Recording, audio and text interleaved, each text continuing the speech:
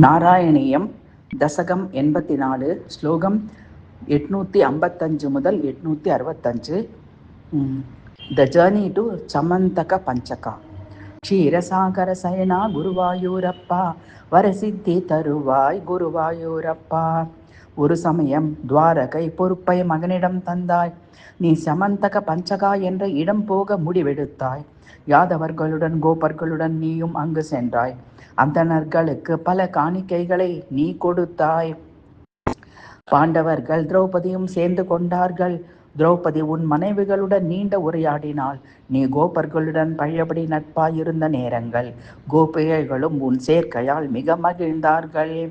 ராதையும் நீயும் தனித்திருக்க சந்தர்ப்பம் கிடைத்தது. பல எதிரிகளால் இந்நாள் வரை பிரிந்து இருந்தீர்கள். இப்போது 3 மாதம் மகிழ்வாய் கலந்து இருந்தீர்கள். பின் விடை பெற்று நீ துவாரகை மீண்டும் புறப்பட்டாய்.